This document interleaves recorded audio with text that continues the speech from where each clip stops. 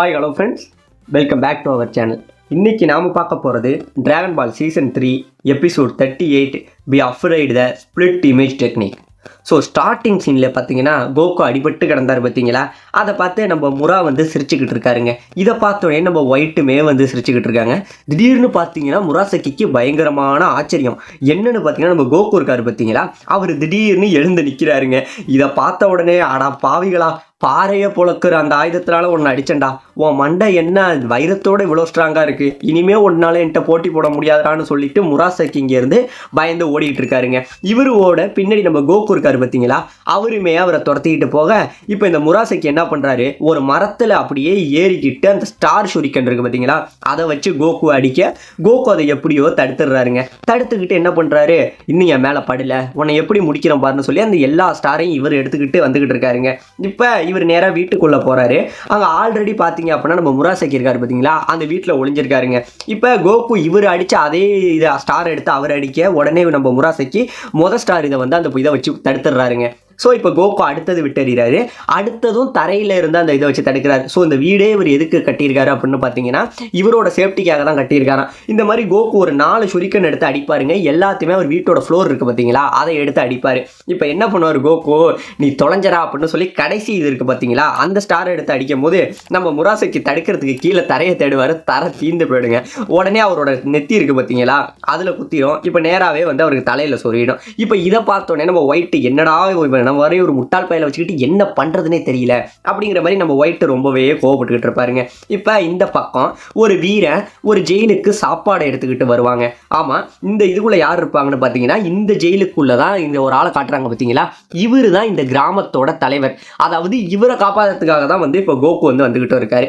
இப்போ அவர் வந்தவுடனே வீரன் சொல்லுவார், வீரன் அவங்களுக்கான சாப்பாடு இங்கே இருக்குது சாப்பிடுங்கும் போது உடனே அவர் கேட்பார், கீழே ஏதோ கலகலப்பாக சத்தம் கேட்டுச்சு, அது என்னன்னு நான் தெரிஞ்சுக்கலாமா அப்படின்னு அந்த வீரன் சொல்லுவான்.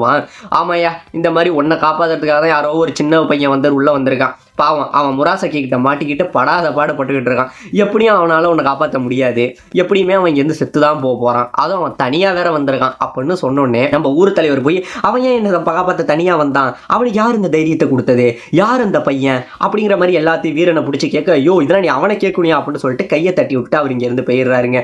இப்போ இந்த பக்கம் ஊர் தலைவர் யோசிச்சுக்கிட்டு இருக்காரு, நம்ம ஊரில் இப்படி ஒரு பையனா, யாரா இருப்பான் அந்த பையன் அப்படின்னு சொல்லிட்டு யோசிச்சுக்கிட்டு இருந்தோடனே திடீர்னு இவர் ரொம்ப நாளாக சாப்பிடல போலங்க. அந்த சாப்பாட்டோட வாசனை வந்தோடனே உடனே வேகமாக போய் சாப்பிடவும் போயிடுறாரு. இப்போ இந்த பக்கம் நிஞ்சா வேகமாக ஓடிக்கிட்டு இருக்க கோகுவுமே அவனை துரத்திக்கிட்டு ஓடிக்கிட்டு இருக்காருங்க. அப்போ அவன் திடீர்னு என்ன பண்ணுறான், ஸ்மோக் பாம் இருக்குது பார்த்தீங்களா, அதை தூக்கி போட்டுடுறாங்க.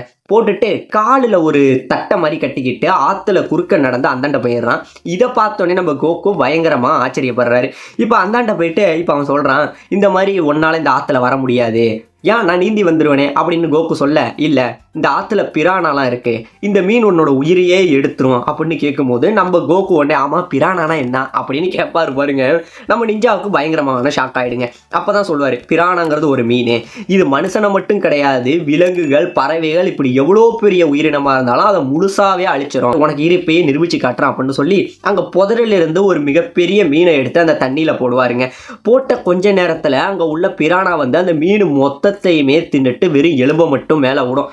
இதை பார்த்தோன்னே இந்த பக்கம் கோகுக்குமே பயங்கர பயம் வரும். இப்போ கோகு என்ன பண்ணுவார், தண்ணியில் வந்தால் தானே இந்த பிரச்சனை, இதோ பறந்தே வரண்டா அப்படின்னு சொல்லிட்டு கோகு இங்கேயே இருந்து ஜம்ப் பண்ணி அந்தாண்ட வந்துடுவாருங்க. இதை பார்த்தோன்னே நம்ம தலைவனுக்கு கண்ணே பிதுங்கி போயிடும், ஏன்டா நீ என்னடா தவக்களை குரங்க தாண்டி மோசமாக தவறியா அப்படின்னு சொல்லிட்டு பயந்துகிட்டு நிற்க. இப்போ நம்ம கோகு கேட்குறாரு, ஒழுங்கா என்கிட்ட சண்டை போடுறியா இல்லை சரணடைறியா, நீ எந்த முடிவு எடுத்தாலும் எனக்கு ஓகே தான் அப்படின்னு சொன்னோன்னே கோவமான நம்ம முராசக்கி சொல்கிறாரு, நீ என்னை ரொம்பவே கோவப்படுத்திட்ட, என்னை ரொம்பவே பைத்தியக்காரத்தனமாக ஆக்கிட்ட, இவ்வளவு நீ பண்ணிட்டு இன்னுமே நான் உனக்காக என் தோல்வியை விட்டு கொடுப்பேன்னு நினைக்கிறியா, உன் கதையை நான் முடிக்கிறேன்டா அப்படின்னு சொல்லிட்டு என்ன பண்ணுறாரு, விசில் அடிக்கிறாருங்க.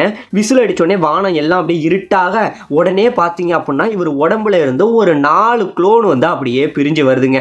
இது வந்துட்டு என்ன பண்ணுது அப்படின்னு பார்த்தீங்கன்னா கோகோ வந்து ரவுண்டு கட்டுதுங்க. இதை பார்த்தோன்னே கோகுக்கு பயங்கரமான ஆச்சரியம். அது மட்டும் இல்லாமல் அதில் ஒரு குளோன் என்ன பண்ணுது, குணாயை வந்து வீசுதுங்க. குணாயை வீசினோடனே கோகு என்ன பண்ணுற, இதுதான் என்னோட உண்மையான குளோன் அப்படின்னு நினச்சிட்டு கோகு அதோட சண்டை போட போக திடீர்னு அவன் கத்தி எடுத்து வீச கோகு கோகு ஜஸ்ட் மிஸ்ல இருந்து தப்பிச்சிடவும் செய்யறாருங்க. இப்போ அதோட சண்டை போட இப்போ திடீர்னு பார்த்தீங்க அப்படின்னா பின்னாடி உள்ள ஒரு குளோன் வந்து கோகுவை சுடவும் செய்துங்க.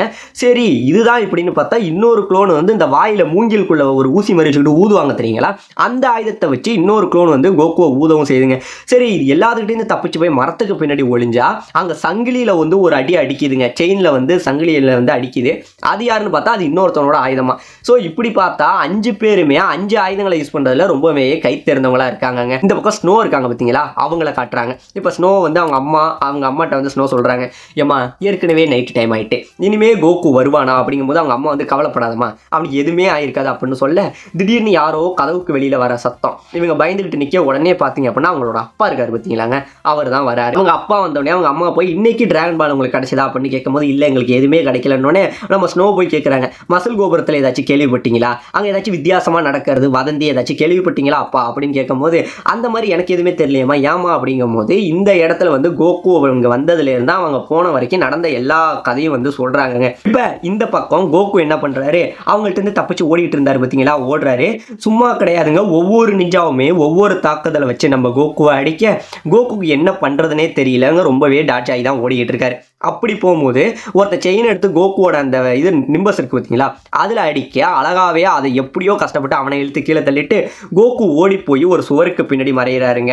மறைஞ்சு ஒளிஞ்சிருக்கும் போது அவருக்கு பின்னாடி என்ன பண்ணுறான், இன்னொருத்தன் வந்து அந்த ஊசி மாதிரி குத்துவான் பாருங்க, அவன் கிட்டக்க வர இப்போ கோகு அங்கேருந்து ஒரு வீட்டு செவுத்து மேலே டாட்ச் ஆகி ஓடும் போது டக்குன்னு வலிக்கிட்டு போய் அந்தாண்ட விழுந்துடுறாருங்க. அப்போ என்ன பண்ணுறாரு அப்படின்னு பார்த்தீங்கன்னா திடீர்னு வந்து பக்கத்தில் ஒரு பொந்து மாதிரி இருக்கு, மரத்தோட பொந்து, அந்த பொந்துல போய் ஒளிஞ்சுக்கிட்டு யோசிக்கிறாரு, இவங்க யாரு, ஒருத்தவனமே ஒரிஜினலா இருக்கான், இவங்க எல்லாருமே உண்மைமா இருக்காங்க, அதுல யாரு நான் எப்படி கண்டுபிடிப்பேன் அப்படின்னு இவர் உள்ள நின்று யோசிச்சுக்கிட்டு இருக்க திடீர்னு வெளியில வந்த 3 பேர் கோகுவை கண்டுபிடிச்சிடறானுங்க. இப்ப கோகு வெளியில வந்தோடனே நான் தான் சொன்னேன் உன்னால என்னை எப்படியுமே தோக்கடிக்க முடியாதுன்னு அந்த நிஞ்சா சொல்ல இப்போ கோகு உடனே சொல்றான், நான் எப்படியுமே உன்னை தோக்கடிப்பேன், உங்கள யார் உண்மையானவன் நான் கண்டுபிடிப்பேன், இந்த டெக்னிக்ல எல்லாருமே உண்மை மாதிரியே தெரியுறீங்களே அது எப்படி அப்படின்னு கோகு கேட்க இப்போதாங்க நம்ம நிஞ்சா உண்மையை சொல்றாரு. உண்மை என்னன்னா நாங்க எல்லாருமே உண்மைதான்டா, இவன் தான் நான் தான் அவனோட பெரிய தம்பி, இவன் தான் என்னோட 2வது அண்ணன், இவன் தான் நான் தான் 3வது அப்படிங்கிற மாதிரி ஒவ்வொருத்தருமே தன்னை இன்ட்ரடியூஸ் பண்ணிப்பானுங்க. அதாவது உண்மை என்னன்னா இவனுங்க 5 பேருமே உண்மையானவங்க தானங்க. இவங்களோட பேரே வந்து முராசகி பிரதர்ஸ் தான். இவனுங்க 5 பேர், இவனுங்க 5 பேருமே ஒரு நிஞ்சா ஒரு ஆயுதங்களை வந்து யூஸ் பண்றவங்கல்ல. ஸோ எப்பெல்லாம் இவன் அதிகமான கோபம் ஆகுறாங்களோ அப்போ இந்த 5 உண்மையானவங்களுமே வந்து தான் எதிரிகளை கொள்ளுவாங்க அப்படிங்கிற மாதிரி இந்த இடத்துல அவன் சொல்ல இதை பார்த்தோன்னே நம்ம கோகு சரிப்பா நீங்க ரொம்பவே ஆடிட்டீங்க, இனிமே வந்து எதுவும் சொன்னா செட் ஆகாது, உங்களை எப்படி முடிக்கிறோம் பாருன்னு சொல்லி இப்போதாங்க கோகு உண்மையான சண்டைக்கு வந்து ஆரம்பிக்கிறாரு. கோகு என்ன பண்றாரு, அந்த மிரர் டெக்னிக் இருக்கு பார்த்தீங்களா, அதை யூஸ் பண்றாரு. டக்குன்னு மறைய ஒருத்தன் அடிக்க வராங்க, அவனுக்கு பின்னாடி கோகு வந்து என்ன பண்றாரு, அவனோட தலையில வந்து அந்த எக்ஸ்டெண்டரை வச்சு ஒரு அடி அடிக்கிறாரு. முதல்ல உள்ளவன் இங்க நாக்காகிறான். இப்ப 2வது உள்ளவன் வந்து அதே மாதிரி பண்ண அவன் மூஞ்சில ஒரு உதை, அவனும் இந்த இடத்துல முடிகிறாங்க. இப்ப 3வது துப்பாக்கியில ஒருத்தன் சூட அதையுமே கோகு அழகா டாச் பண்ணிட்டு பின்னாடி வந்து என்ன பண்றாரு, அவன் மூஞ்சிலையும் ஒரு உதை வைக்கிறாருங்க, அவனுமே இந்த இடத்துல வந்து முடிஞ்சிடறான். இப்ப இவங்க 3 பேர் முடிஞ்சிட்டாங்க, இன்னும் 2 பேர் தான் பாக்கி இருக்காங்க. அவங்க 2 பேரும் கோகுவை பார்த்துட்டு என்ன சொல்றாங்க, இல்ல அது பாக்குற இடமெல்லாம் ஒரே குழந்தையாவே இருக்கு, யார் இந்த பையன் அப்படின்னு அவன் பயந்துகிட்டு இருக்கிற அதே நேரம் பார்த்தீங்கன்னா கோகு வந்து அவனோட அதே இதை யூஸ் பண்ணி என்ன பண்ணுவான், கடைசி அடி அவனோட மூஞ்சில் அடிப்பாங்க. ஸோ அவனும் முடிஞ்சிருவான். இப்போ லாஸ்ட் ஒருத்த மட்டும் இருப்பான். இவன் என்ன பண்ணுவான் அப்படின்னு பார்த்தீங்கன்னா பயந்துகிட்டே நிற்பான். இப்போ இந்த பக்கம் அப்பாவிட்ட வந்து அந்த பொண்ணு நடந்ததெல்லாம் சொன்னா பார்த்தீங்களா, அந்த அப்பா இங்கே ஒரு கதையை ஒன்று சொல்றாருங்க.